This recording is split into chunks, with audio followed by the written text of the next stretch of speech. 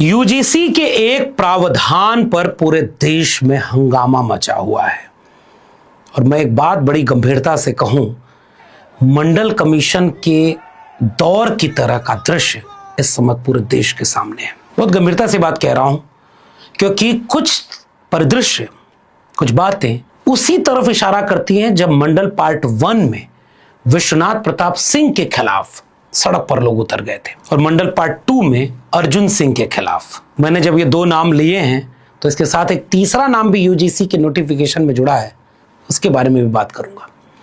लेकिन उस समय दोनों वक्त सरकारों की मंशा थी कि इस देश में एससी एसटी ओबीसी को न्याय मिलना चाहिए।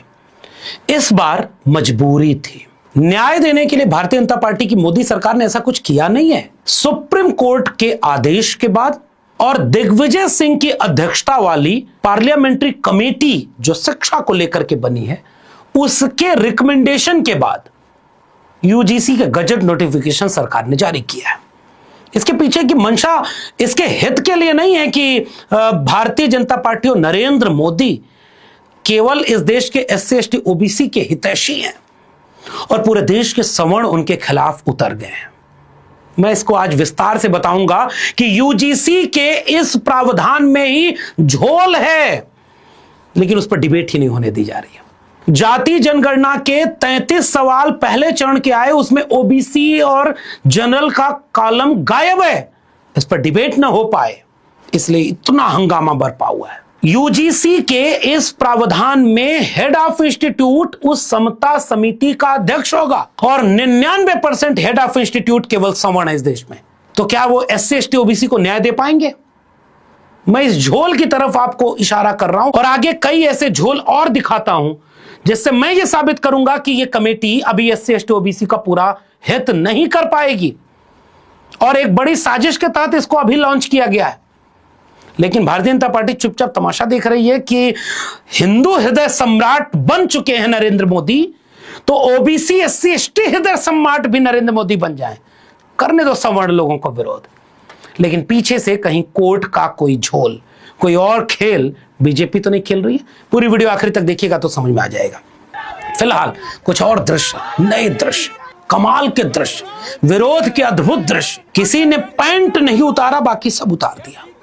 लोग सोशल मीडिया पर पूछ रहे हैं पेंटवा काहे नहीं उतारा? जी, कोई जनेऊ उतार रहा है।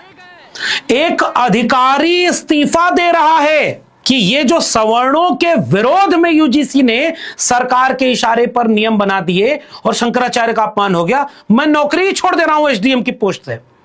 और कहीं कहीं तो लोग सड़क पर आंदोलन करने लगे, विश्वविद्यालयों में आंदोलन होने लगे, सड़क पर आंदोलन होने लगे, भाजपा के सवर्ण पार्टी छोड़ने लगे। हालांकि बड़ा कोई नेता अभी छोड़ा उड़ा नहीं है, न कोई बड़ा बीजेपी का नेता कुछ बोल रहा है। पूछो बड़ा बीजेपी वालों से, चुप क्यों हो? बोलो। अगर तुम ओबीसी एससी एसटी हितैषी हो तो बोलो कि भाई हम उनका भला चाहते हैं, और अगर नहीं हो तो ये बोलो ना कि गलती से हो गया, सवर्ण नाराज है। इस पूरी पॉलिटिक्स को समझिएगा, इन वीडियोस को देखिए कि विरोध के कितने तरह की वीडियो आपके सामने आ रही है। यार हम यादव नहीं है, ब्राह्मण है, ब्राह्मण, ठीक है, ये ब्राह्मण है। शराब दे रहा हूँ कि ये 70 साल बाद आएंगे, आए हैं, अब 200 साल नहीं आएंगे आज के बाद।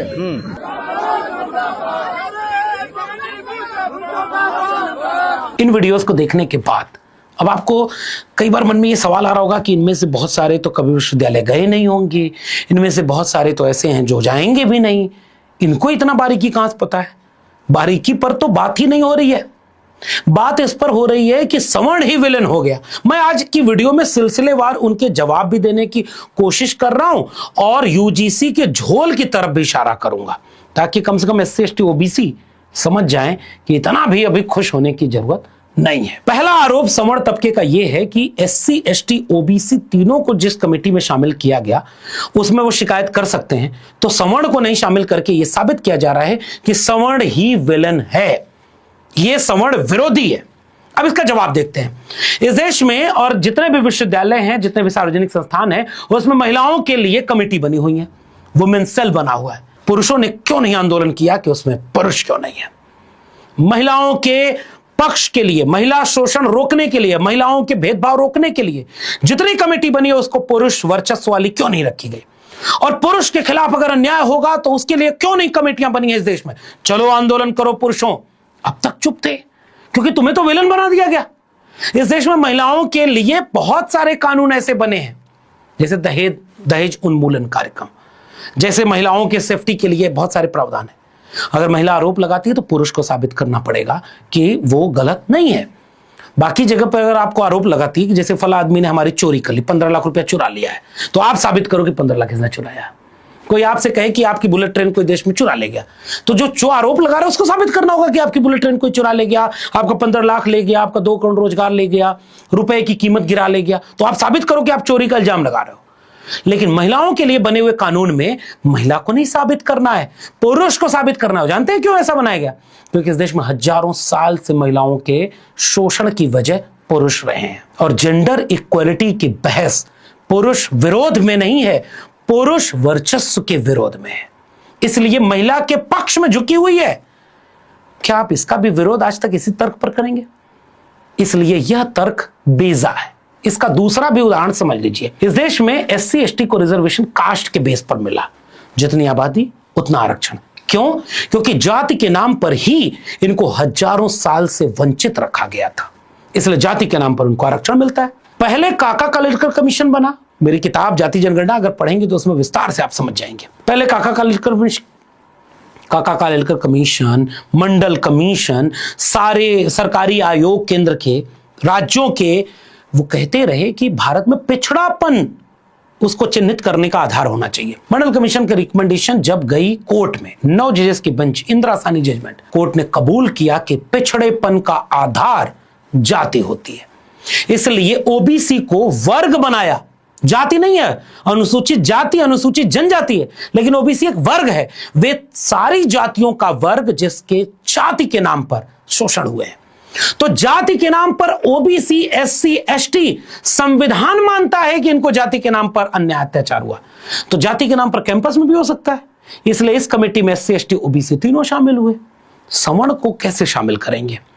हालांकि इसमें लिखा है, गौर से इसको पढ़ो आप, अनुसूचित जाति, अनुसूचित जनजाति, सामाजिक और शैक्षणिक रूप से पिछड़े वर्ग और आर्थिक रूप से कमजोर वर्ग। तो सवर्ण भी इसमें शामिल है, क्योंकि EWS केवल सवर्णों को मिलता है। एक तो ये झूठ बोलना बंद कर दो कि इसमें सवर्ण नहीं है। ये देखो क्या है। हालांकि बाद वाले में ये साफ तौर पर परिभाषा में बताया गया है कि जाति आधारित भेदभाव का मतलब ये होगा कि अनुसूचित जाति, अनुसूचित जनजाति और पिछड़े वर्ग को जाति या जनजाति के आधार पर भेदभाव। अब जरा मुझे एक बात समझाई जाए, मैं समझना चाहता हूं कि कोई सवर्ण बच्चा जाति के नाम पर भेदभाव किस तरह से झेलेगा।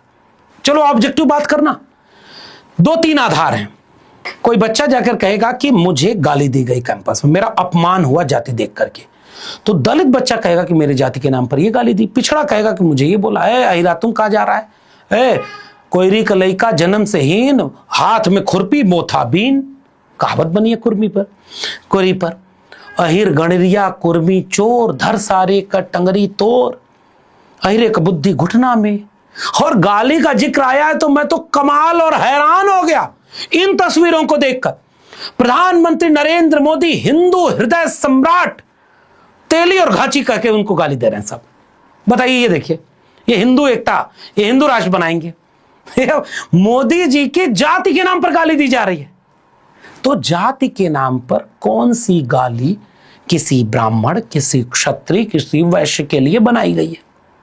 पहला बिंदु, मुझे मेरा ज्ञानवर्धन करिएगा। अगर ऐसी कोई गाली है तो हो सकता है कि कोई दलित किसी ब्राह्मण को ये गाली दे दे कैंपस में। हंसी आ रही है आपको? हो सकता है भाई, वो लोग आंदोलन कर रहे हैं इसी बात के लिए कि हमारे साथ भेदभाव हुआ। तो भाई इस देश में एक तो EWS इसमें शामिल है, देख लेना धीरे से। दूसरा ये भी देखना कि डिसिप्लिनरी कमेटी किसके लिए होती है। प्रोक्टोरियल बोर्ड हर कैंपस में होता है। 14 साल में प्रोफेसर रहा। किसी भी तरह का अगर गलत भेदभाव होता है तो उसके लिए 25 कमेटियां बनी हुई है कैंपस में। और आपको इस जातिगत भेदभाव में ही अगर शामिल होना है तो जरा बता दो कि जाति का भेदभाव किस तरह से एक सवर्ण पर होता है। सवाल नंबर 1। सवाल नंबर 2 कि कोई प्रोफेसर अगर उसके साथ भेदभाव कर दिया, इंटरव्यू में नंबर काट दिया या कुछ हो गया तो उसका भेदभाव होगा, तो वो कहां जाएगा। इस देश में NFS जितने हुए हैं, NFS 99.99% NFS SC ST OBC के होते हैं। बताओ, कराओ जाति जनगणना, और जाति जनगणना करा के बताओ कि एनएफएस जितने किए गए हैं वो सारे एनएफएस एससी एसटी ओबीसी के क्यों किए गए? क्योंकि जितने लोगों ने, कमेटी ने, इंटरव्यू बोर्ड ने एनएफएस किए, उन सब में सवर्ण वर्चस्व रहा है। एक बच्चा एससी एसटी ओबीसी तो आरोप लगा सकता है, क्योंकि जिस कमेटी के सामने वो बैठा है, जिसके सामने इंटरव्यू दे रहा है, जिसके सामने वाइवा दे रहा है, उसमें बहुमत आज भी सवर्ण का होगा।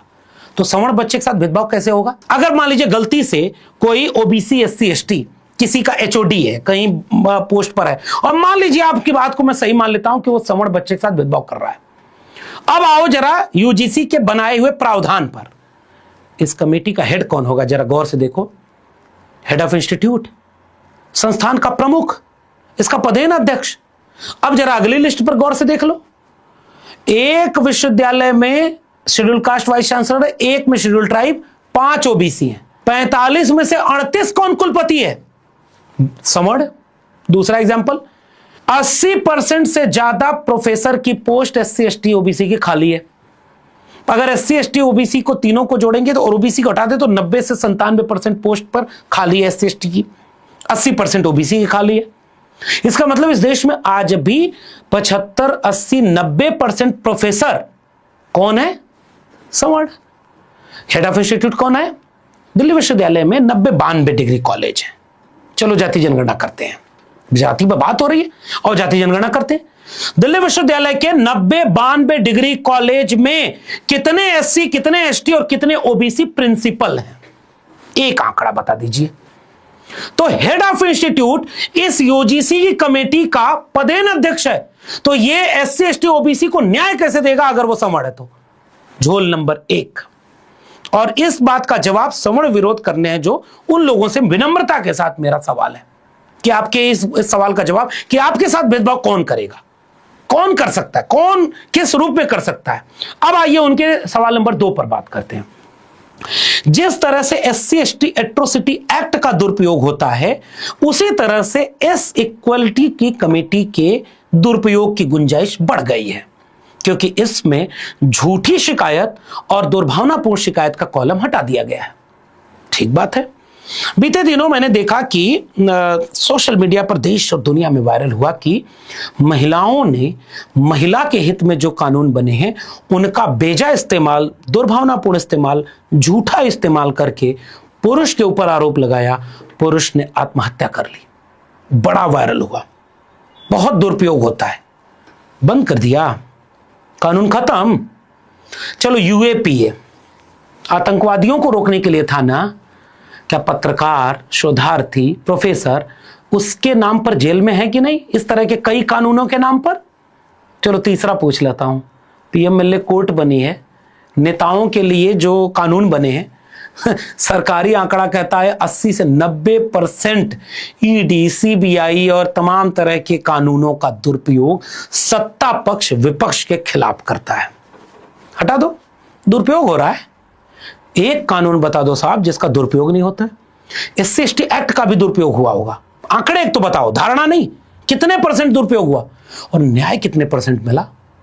दुरुपयोग के आधार पर पूरा कानून रद्द कर दोगे तो आप कहोगे कि नहीं, 2012 में इसमें एक क्लॉज जुड़ा था कि अगर कोई झूठी शिकायत मिलेगी तो उस क्लॉज के आधार पर उसको पनिश किया जाएगा ताकि इसका गलत इस्तेमाल ना हो सके। सुनने में कितना मासूम और प्यारा तर्क लगता है। दिग्विजय सिंह की कमेटी की रिपोर्ट पढ़ो, पता नहीं पढ़ पाए होगे कि आप नहीं पढ़ पाए होगे, जो लोग जनेऊ उतार रहे हैं। जनेऊ, अचानक मुझे याद आ गया, ये क्या है, किसको किसको मिलता है, भेदभावपूर्ण है कि नहीं? मेरी किताब जाति जनगणना का चैप्टर ये जनेऊ आंदोलन कि कुछ ओबीसी ने जनेऊ पहना था, मारा काटा गया उन्हें, पढ़ लीजिएगा। बहुत ज्यादा नहीं बोलूंगा वरना कुछ लोगों की भावना आहत हो जाएगी। जिन लोगों ने जाति के नाम पर पूरे समाज को बांटा हुआ है, वो विश्वविद्यालय में जाति के नाम पर गैर बराबरी दूर करने के लिए अगर अधकचरा भी सही कमेटी बनी है तो उसका आप इस तरह से मजाक उड़ाओगे क्योंकि आप ताकत में हो, आपकी संख्या ज्यादा है, आपके पत्रकार ज्यादा हैं, आप कवि हो, आप सिनेमा में हो, आप कितने तरह का चोला पहन के बैठे थे और अचानक आपके बीच का सवर्ण जाग गया कि मेरे बच्चों के साथ दुरुपयोग होगा। एक रोहित वेमुला, एक पायल तड़वी, एक दर्शन सोलंकी, एक अनिल कुमार, एक सुनीता अपनी तरफ से बता दो जिसका विश्वविद्यालयों में किस इस तरह का भेदभाव हुआ। और इतने तरह के भेदभाव, 118% मामला बढ़ गया। फिर तुम कहते हो कि 118 कह के दिखा रहे हैं, जबकि हकीकत में 170-75 से 300 कुछ हुआ है। तो अपना दिखा दो कितने परसेंट आपका बढ़ा। ये तो दर्ज आंकड़े हैं। कितनी शिकायतें, कितने रोहित बिमला आज भी रोज तिल तिल करके मर रहे हैं, तुम पूछते नहीं। जाने कितने विश्वविद्यालय हैं जिसमें एडमिशन नहीं मिलता, उनको कितने तरह का भेदभाव, कितनी गाली दी जाती है। बनाऊंगा इस पर भी वीडियो आराम से, क्योंकि अभी तो लड़ाई लंबी चलेगी जैसा कि मूड बना है इस देश का। तो जरा इसका बताओ जवाब कि कितने केस ऐसे हुए जिसमें सवर्ण के विरोध में इस तरह का घटना हुई। कौन दर्शन सोलंकी मरा, कौन पायल तड़वी मरी, नाम लेकर के कि मुझे जाति के नाम पर गाली दी जा रही थी, मेरे प्रोफेसर जाति के नाम पर अत्याचार करते हैं। यही जवाहरलाल नेहरू विश्वविद्यालय है। जाति देख देख करके इंटरव्यू में नंबर दिया जाता था। रिटर्न में SC ST OBC EBC बच्चे 70-80% नंबर पाए, और इंटरव्यू में 2 नंबर 1 नंबर, हो सकता है 0 भी दे दो। अभी तो शुरू हुआ है।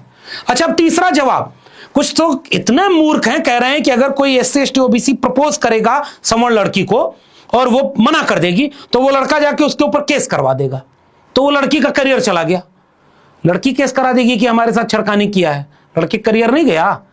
कितने जातिवादी लोग हो आप, ये बात मेरे समझ में नहीं आ रही कि आप इस तरह से कानूनों की व्याख्या करेंगे, आप इस तरह से इस चीजों का अपमान करेंगे। क्या आपने जाति व्यवस्था के नाम पर यही समझ पाई है? और जो बुराई समाज में है वो बुराई अगर विश्वविद्यालय में भी है तो उसको रोकने का प्रावधान क्या होगा? अब आखिर में मैं यूजीसी को कहता हूं कि यूजीसी ने अभी भी SC ST OBC के साथ झोल किया है। पदेन अध्यक्ष इंस्टीट्यूट का हेड अगर है तो 90% से 95% हेड तो सवर्ण है। वो क्या न्याय देंगे SC ST OBC के लिए? अब मेरा तीसरा आरोप झोल का, कि ये जो संस्था बन रही है, इस संस्था में 3 वरिष्ठ संकाय सदस्य, 1 कर्मचारी, 2 छात्र प्रतिनिधि, 1 नागरिक समाज का व्यक्ति, 1 सचिव। नीचे आपने लिख तो दिया कि SC ST OBC ज्यादा होने चाहिए। कहां होने चाहिए? कहां, कैसे न्याय देंगे? किन किन घटनाओं को आप ये मानेंगे कि एट्रोसिटी है? मेरा सवाल है यूजीसी से। यूजीसी SC ST OBC को न्याय देना ही नहीं चाहती, इसलिए उसने एट्रोसिटीज के, डिस्क्रिमिनेशन के एग्जाम्पल नहीं दिए हैं। इसमें हेड ऑफ इंस्टीट्यूट इसका दुरुपयोग करेगा, कुछ चीजों को मानेगा कि यह जातिगत भेदभाव और कुछ को कह देगा कि भेदभाव नहीं है।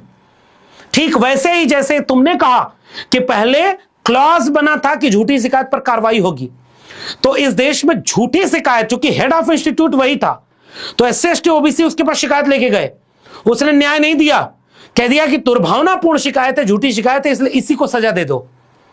फिर अगली बार कोई शिकायत करने जाएगा, इसीलिए इस क्लॉज को हटाया गया है, क्योंकि इसका दुरुपयोग ज्यादा होता था। इस पर डिबेट ही नहीं हो रही। इस समय SC ST OBC न्याय नहीं पाएंगे इस OBC कमीशन के रिकमेंडेशन से, लेकिन विरोध ऐसा कर दिया गया कि हाय साहब अब तो सवर्णों देश छोड़ो। आपको कभी ये लगा कि जाति छोड़ो? आप नारे लगा रहे हो कि सवर्णों भारत छोड़ो। मैं कहता हूं कि आप एक नारा क्यों नहीं लगाए कि जातिवाद भारत छोड़ो? चलो आज से वर्ण व्यवस्था को खत्म करते हैं, मनुस्मृति को जलाते हैं, संविधान को मानते हैं, अब इस देश में कोई जातिवाद नहीं रहेगा। जिस दिन इस देश में कोई जाति या जातिवाद नहीं रहेगा, ऐसी किसी भी कमेटी की कोई जरूरत नहीं रहेगी, न कोई रिजर्वेशन की जरूरत रहेगी।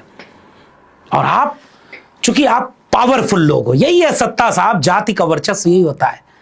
और यूजीसी जो अधकचरी गाइडलाइन दी हुई है जिससे OBC SC ST को भी कोई फायदा नहीं मिलने वाला, उस अधकचरी गाइडलाइन का इतना विरोध।